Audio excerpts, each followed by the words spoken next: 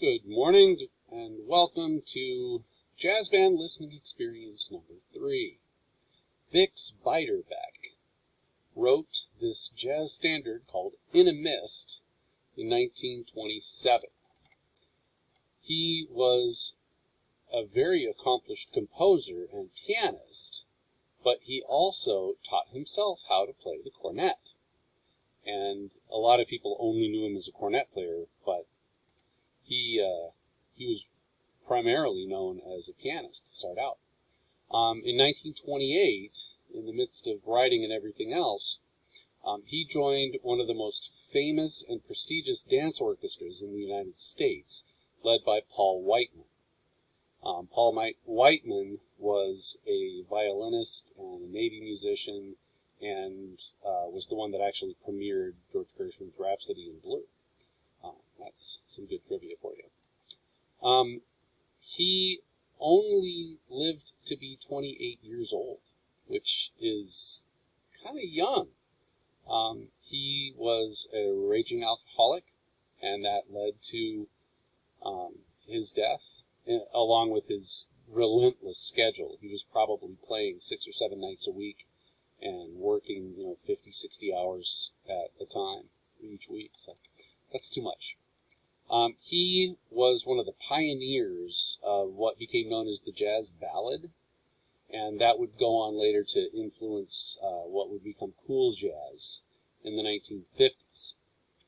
An interesting thing they discovered in 1989, a group of Chilean scientists discovered an asteroid, and they actually named it 23457 Beiderbecke, named after him. So he's one of the very few jazz musicians to have a heavenly body named in his honor. Kind of funny. One of the things about the kind of composition that Bix Beiderbecke wrote, he mixed jazz syncopation rhythms with impressionism. Which at the time, painters like Monet and Degas, they wouldn't draw realistic pictures. They would draw kind of muted, soft tones that hinted at pictures. The one I've got on the little quiz is the Water Lilies by Monet. So you can see he took those kind of influences from even other composers like Claude Debussy, a French composer, and he worked them into his own music. They actually made a movie about the young Bix Beiderbecke and how he burned the candle at both ends. And it starred Kirk Douglas, who went on to star in many, many films like Spartacus and countless others. But it was called Young Man with a Horn. If you ever get a chance to see it, it's very dated, but it's a decent representation of what life was like back in the 20s. Of course, it's Hollywoodized and it's more glamorous than it probably was. When he was 19 years old, Bix Beiderbecke was attending an exclusive military boarding school in Chicago.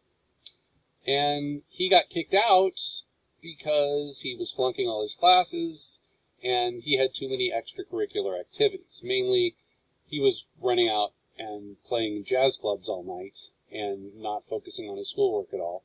Well, at the time, he really didn't need it. He was probably making more money playing than his professors were making teaching, so that was the times.